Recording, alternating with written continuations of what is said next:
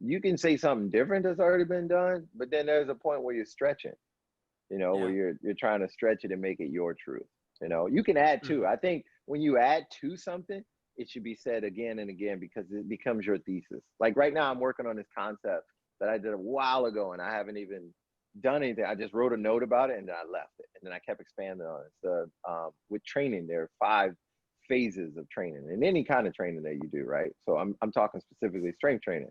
You have different phase one, phase two, there's anatomical adaptation, hypertrophy one, hypertrophy two, maximum strength one, two, conversion of power, and then whatever, right? And then I said, well, before the anatomical adaptation period, what if somebody is completely untrained or detrained?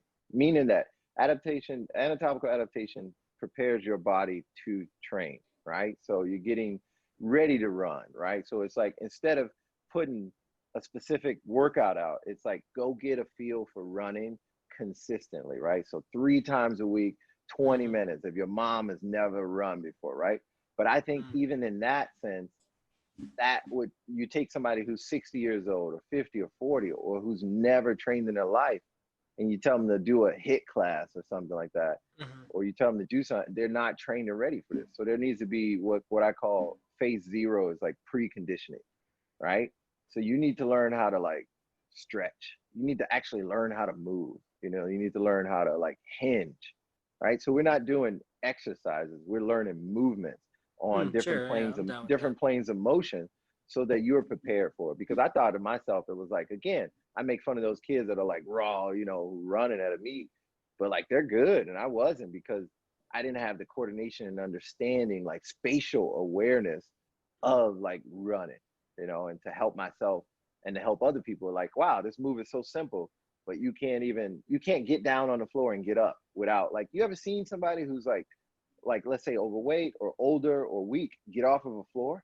Like if you sat down on the floor, could could how many people out of 10 could get up without using their hands? Get off Depends the on floor how I'm without using sitting. their hands, Oh, how many right? people? Yeah, how many people you think Yeah, out of 10 could get up off the floor without using their hands, without I touching don't. your body, I don't have a lot without of faith turning in it? people.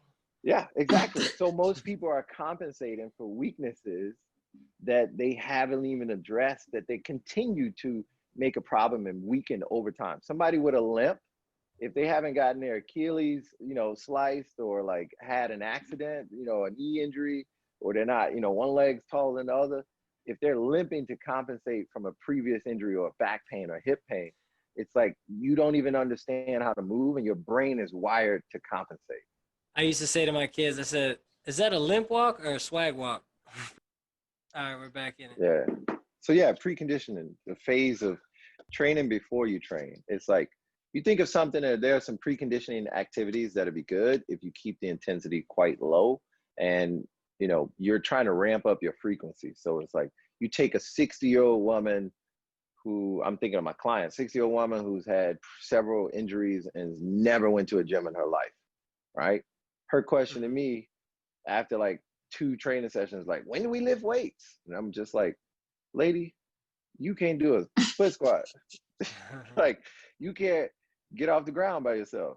Like, you can't squat on 2 feet. Like, so we're doing Yeah. very limited range of motion exercises trying to improve her range of motion over time, Here's what she means. She's like, frequency. just be like, hey, Fran, you need to. I know you want some pictures for your Yeah. Instagram, so just hold the weight like this, okay? Right. I'm gonna take the picture. All right, put it back on the rack. No, it's what it is that it rolls He's into out my here to next help thing their that I'm talking about. Instagram. He's a Yeah, trainer. like what it is they see, no, he's right though. They see all that shit on the internet and Yeah. they're like, hey, She want to get fit fast. this isn't fun, this isn't fancy, and this isn't complicated. I'm like, because we're Sounds training. sexy. Yeah, you Because don't we're put that training. on Instagram. Because we're training, right? Look, only shit you see on Instagram. Wow, I'm gonna try this workout today and hurt myself. She's like, hey, you're like, hang on, Fran. Okay, bend over. I'll take the booty one of you Yeah. squatting.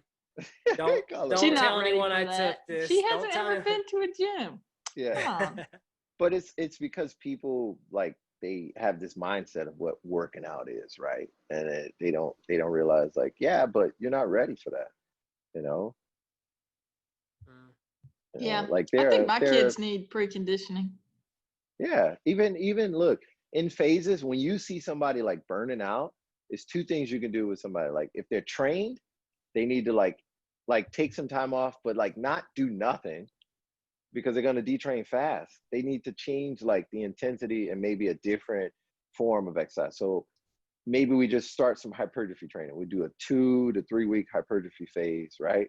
And we change the volume. So like all your runs are going to be like 70% or lower intensity, from 50 to 70%. We're still gaining some conditioning. We're not losing, but we're changing. So the body is adapted to this high stress, like, and you can't output, you can't get any more because you need a little bit of rest in a sense. But I think you can train every day. I think a 60-year-old person can train every day. I have clients that are older and I have them training every day. Now, training every day doesn't mean like you about to hit it, we're going in, we maxing out, our back's gonna be hurt tomorrow. It's like, no, today training is a 40-minute recumbent bike and a 10-minute stretch. There's your hour.